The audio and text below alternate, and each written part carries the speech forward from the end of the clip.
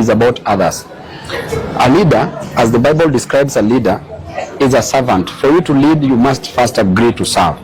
He who must be the greatest among you must be the least among you, must agree to serve you. So leadership is about others. As we give hope, we also work to transform lives. Yes. We also help. We know that there are notions that there could be a generation that is hopeless in quotes, but they are not hopeless. All these people are created in God's own image. All these people have a vision and they have a mission in life. A mission to ensure and a vision to ensure that they transform their lives and the lives of their neighbors for the better. And we are here to assist them. And we know that Kenya that was in 1960s is not Kenya that was in 1990s, and is not Kenya that is there today. Things change. Every other time we get proper leadership, people could be hopeless because there are no jobs. People could be hopeless because there is overtaxation. People could be hopeless because there is high cost of living. People could be hopeless because they can't afford education.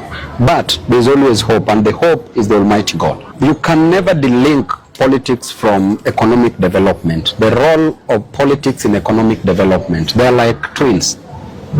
Because there is the process of electing a leader who controls the resources, who eventually grows an economy.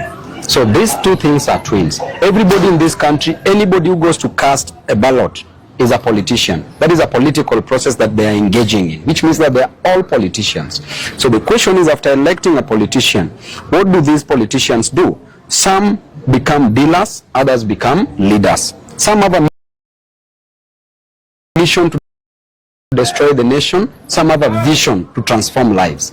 So that is the only difference that we have. Therefore, when we elect a leader, it is better for that leader to work. And I want to encourage this generation, the Gen Zs, the millennials, to participate in the forthcoming elections in 2027, because they are the majority. They add up to 65 to 70% approximately of the Kenyan population. That means that they can produce a president among themselves. They can produce any governor to the MCA seat.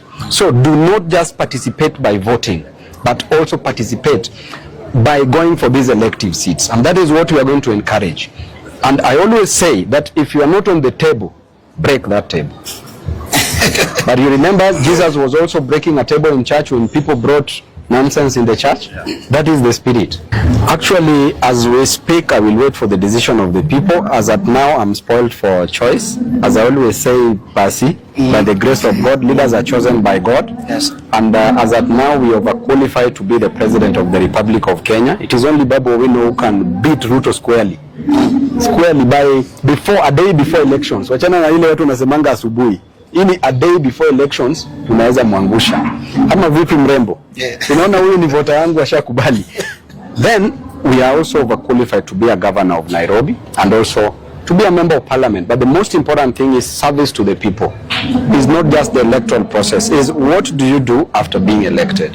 After being elected as Babu Owino, my intention is to work for the people. Because I've gone without food, I know what it is to lack food. If you tell me that you are sleeping hungry, I know what it is because I've gone without food. If you tell me that your child lacks school fee, I know what it is to lack fee because at some point I lacked.